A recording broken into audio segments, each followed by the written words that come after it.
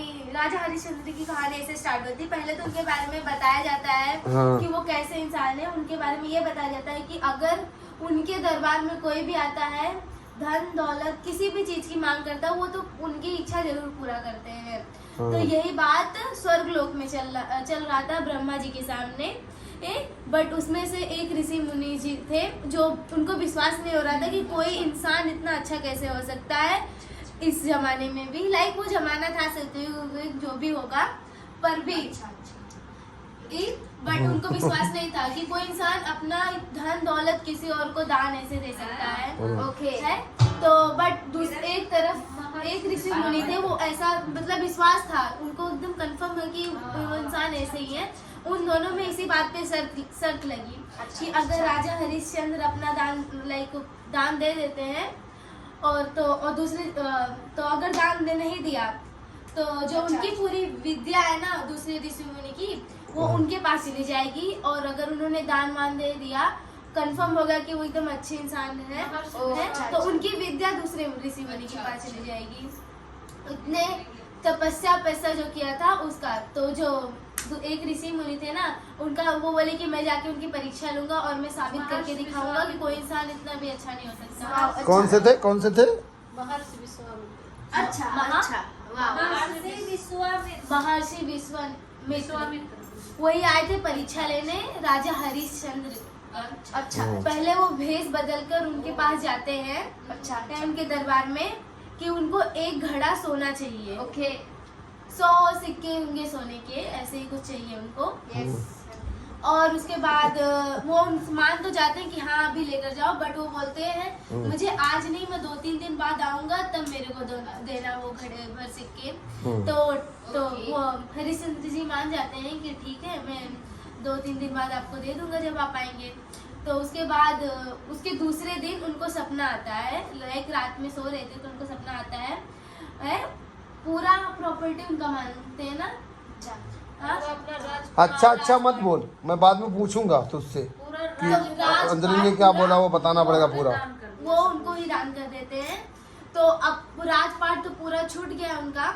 उसके बाद जब वो दूसरे दिन वही जो ऋषि आए नहीं मांगने थे एक घड़ा सोना का, वो फिर से आए उनसे वो एक घड़ा सोना मांगने। बट उस समय तो उनके पास कुछ पैसा ही नहीं था। वो उस समय उनके पास कोई पैसा ही नहीं था तो वो कैसे देंगे। तो उसके बाद उनको टाइम भी दिया जाता है कि आपको 1 मंथ या 2 मंथ ऐसा कुछ टाइम रहता है कि आपको उतने में उनको पैसा लौटाना पड़ेगा। हाँ तो वो मान जाते हैं, हाँ ठीक है मैं लौटा दूंगा। और उनका एक पुत्र रहता है, उनकी पत्नी, और वो निकल जाते हैं पैसा कमाने के लिए। बट वो जो क्या नाम था राजा नहीं विश्वामित्र का एक चेला भी रहता है। महर्षि विश्वामित्र का एक चेला भी रहता है जो उनके साथ ही हमेशा रहता है, मतलब शिक्षा उक्षा दिया है। उसको उसके साथ भेजते हैं कि तुम्हें इन लोग को देखना पड़ेगा ये लोग क्या करते हैं लाइक। और उसको इसलिए भी भेजते हैं कि ऐसा बोलो कि उनको एक झूठ बोलने को बोलो। अगर झूठ भी बोला राजा हरिश्चंद्र जी ने तो वो पूरा असर हार, मतलब दूसरे जो साधु थे ना वो हार जाएंगे। मैं ये बोल रहा हूँ कि अगर कोई अंजलि के बात से सहमत नहीं हो, नहीं समझ में आ रहा, तो अंजलि से दोबारा पूछ सकते हो, ठीक है, कि कौन क्या था कौन क्या नहीं था। अरे राजा हरिश्चंद्र की कहानी बता रही है। महाभारत में लक्ष्मण जी आएंगे ना, महाभारत में वो आएंगे अर्जुन कृष्ण भगवान जी। हाँ अभी उसको बाद में देखेंगे। महाभारत में तो वो फिर साधु का नाम मैं भूल गई।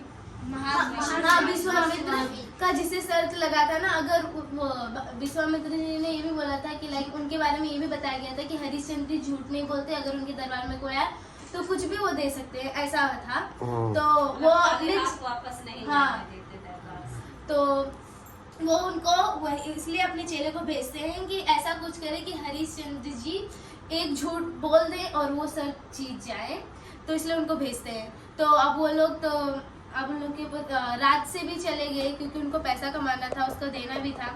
तो पहले तो वो लोग जंगल में से जा रहे थे, वो अपने लाइक उनका एक छोटा सा बेटा था, वो थक भी गया था तो उसको अपने ऊपर लेने जा रहे थे उठाने के लिए कि अभी वो थक गया कितने दूर चलेगा। तब तक वो जो चेले को उसको चेला जो नहीं आया था वो बोलता है मैं थक गया हूँ, तुम्हें मेरी सेवा करनी चाहिए कि अपने बेटे की। तो अपने बेटे को उतार कर उनकी सेवा करते हैं। है उसके बाद भूख लगने लगती है, लाइक वो चेला जो रहता है ना वो बोलता है मुझे भूख लग रही है, मुझे कुछ खाने को चाहिए और पानी भी चाहिए। अब उस जंगल में कहाँ खाने का सामान आएगा और पीने का सामान आएगा। तो राजा हरिश्चंद्र जी बोलते हैं कि रुके रहो, अभी हम लोग थोड़ी देर बाद गांव में पहुंच जाएंगे। तब वहाँ पे बट वो जिद करने लगते हैं और बोलते हैं तुम्हें एक साधु की वो नहीं, क्या इज्जत नहीं है और उनके बारे में ऐसा ही तुम करोगे। अपने दरबार में जो तुम्हारे आते हैं तो वो रुककर उनके लिए वो पानी लाने जाते हैं। तो अभी खाने की मांग पड़ती है तो जो राजा हरिश्चंद्र जी की पत्नी रहती है ना वो भगवान एक देवी की बहुत ज़्यादा पूजा करती हैं। तो उनके पास वो प्रे करती हैं तो फल की बारिश होती है और ढेर सारा फल गिरता है। बट वो जो चेला रहता है ना वो सारे फल अपने पास ही रख लेता है और एक भी उनके बच्चे को भी नहीं देता, मतलब उनके बच्चे को भी नहीं खाने को देता है। वो बोलता है अगर एक झूठ बोलोगे तो तुम्हें राज्य भी मिल जाएगा और सब कुछ मिल जाएगा। मतलब उनको बहकाने की कोशिश कर रहा था कि एक झूठ बोल दो, एक झूठ बोलने से होता क्या है। बट रानी भी मना कर देती हम लोग कोई झूठ नहीं बोलेंगे। उसके बाद राजा हरिश्चंद्र भी पानी लेकर आ जाते हैं तो उस चेले को पानी भी पीने को देते हैं। उसके बाद थोड़ी देर वो लोग आराम करने के लिए रुकते हैं। तब तक एक दानव आ जाता है, वहाँ पर हमला कर देता है उन लोग के ऊपर। तो राजा हरिश्चंद्र उनसे लड़ते भी हैं और उसको हरा भी देते हैं। उसके बाद वो लोग एक गांव में उसके बाद उन लोगों को कोई रास्ता ही नहीं मिलता है ना, ऐसा ही कस्ता हाँ। पहले मेहनत मजदूरी करते हैं, तू बता तेरे को पता है, मेहनत मजदूरी करते हैं और पूरा पैसा कलेक्ट हो जाता है एक जना छुपा के रखते हैं। बट वो चेले को पता चल जाता और वो उधर से पैसा चोरी कर लेता है कि इन लोग को मिले ही ना। और नजदीक भी आ रहा था वो दान देने का, तो मतलब दान देने का समय समय नजदीक आ रहा था। हाँ तो इसलिए अब वो क्या करे, जब सारा पैसा गायब हो गया है अब दान देना जरूरी है। तो रानी बोलती है कि आप मुझे बेच दो, लाइक उनको बेच दो, किसी के घर पे आके काम करेंगी। तो उनको एक जन खरीद लेते हैं उनको खरीद लिए तो उनके साथ बच्चा भी उनके साथ ही चला जाता है और वो एक जन के घर पे आके नौकरानी का काम करती हैं। और अभी भी इतने पैसे नहीं हुए थे तो राजा हरिश्चंद्र जी अपने आप को भी बेच देते हैं और वो जहाँ पर मुर्दा लोग को जलाया नहीं जाता वो काम करने लगते हैं। डोम खरीदता है। हाँ डोम उनको वो खरीद लेता है और वहाँ पे वो उनको लाइक अब उधर ही वो जलाने का काम करते हैं। अभी भी अनुष्का कहानी सुन रही हो कि उधर क्या कर रही हो? हाँ शमशान इधर देख के सुनो ना। लगे थे वो अभी तक उन ऋषि मुनि को विश्वास नहीं हुआ कि कोई इंसान इतना भी अच्छा हो सकता है। तो क्या करते हैं, उनका जो राजा हरिश्चंद्र जी का बेटा रहता है ना उसको एक सांप डस लेता है और उनका बेटा मर जाता है। राजा हरिश्चंद्र के बेटे का नाम रोहितास उनको सांप डस लेता है और वो मर जाते हैं। उनकी मम्मी बहुत टेंशन में आ जाती है। उसके बाद उसको इनके पास इतना भी पैसा नहीं रहता कि उसको लाइक नहीं मर गया बेटा, लाइक अभी शमशान घाट में जाते हो ना तो पैसा नहीं लगता, किसी भी लाश को देना पड़ता है। तो वही उनके पास उतना भी पैसा नहीं था कर देने का। हाँ तो वहाँ पर पहुँचते हैं और राजा हरिश्चंद्र जी वहाँ पर ही काम करते हैं। बट अपने कर्तव्य से वो हट नहीं सकते क्योंकि हर एक का कर तो लेना ही पड़ेगा चाहे जो हो जाए। वो अपने बेटे तक का भी कर मांगते ही हैं चाहे जो हो जाए। पल्लू काट के वो देती है अपना ना, वो फिर रानी जी रहती है ना वो अपना पल्लू काट के देती है उनको। हाँ पल्लू फाड़ के देती हैं और उसके बाद तो सब कुछ लाइक ऋषि मुनि जी इधर आ जाते हैं और उसके बाद माफी भी मांगते हैं ना हरिश्चंद्र। हाँ जलाने को जाते हैं तब फूलों की बारिश होती है, सब देवता लोग। और वो जो पूरा जो साल था ना जितना देर उन्होंने इतना सब मेहनत किया था ना वो साल भी इनको फिर से पूरा मिलता है और ये लोग फिर से वही टाइम पर पहुंचते हैं और ऑफ कोर्स जिस टाइम हाँ बेटा उनका जिंदा रहता है। हाँ बेटा भी जिंदा हो जाता है खत्म। हाँ तो ताली बजाओ। ऐसे थे वाह वाह वाह हाँ। सुंदर। किसको समझ आया? तेरे को समझ आया? मेरे को समझा। पूछ रहा हूँ, तेरे को समझ में आया? मुनी था हाँ? तेरे को समझ आया क्या? हाँ तुमको अंकुश हाँ और तुमको अनुष्का, हाँ तुमको बच्ची, हाँ हमको भी आया समझ। अम्मा कहो। तुम्हें अम्मा आए?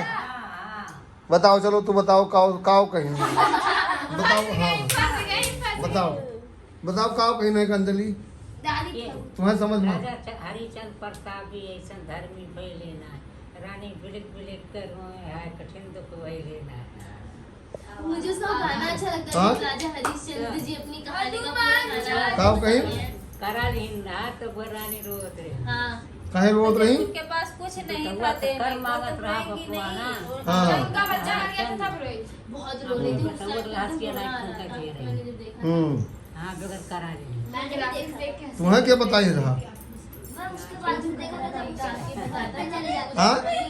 उसे देखते ना तो ये राजा हरिश्चंद्र की कहानी नाच बदे थी। और तू कहाँ अंजलि सुन रहा? मैं मेरी मम्मी सुनाए थे उसके बाद मैंने उसकी मूवी भी देखी थी। हाँ। हाँ, मुझे वो बहुत अच्छा लगा, मेरे को लाइक बहुत ज्यादा पसंद है। मैंने तो बुक में पढ़ा था। हाँ? मैंने तो बुक में और ये कहानी मैंने अपने स्कूल में भी बताई थी। क्या टाइम क्या करना है तुझे? टाइम आएगा। आएगा तो- अपना टाइम, टेंशन मत लो। सोने की जरूरत नहीं है भाई। हाँ, अभी अंजलि ने कहानी सुनाया, आप कौन सुनाएगा? अंकुश चंकुश चलो। हाँ। अपनी तो भी कहानी सुना दे। अरे बाप रे। हाँ? मैंने तो क्लास में वो बैड बॉयज का कहानी सुना दिया था, सब लोगों ने बोला था बहुत अच्छा है। चलो। तुम्हारा कौन? हाँ कार्टून नेक्स्ट मूवी है। अंजलि इसके बाद चलो। ज़ूटोपिया की कहानी सुनाई। अंजलि अब उनके जगह पे जाओ, अंकुश को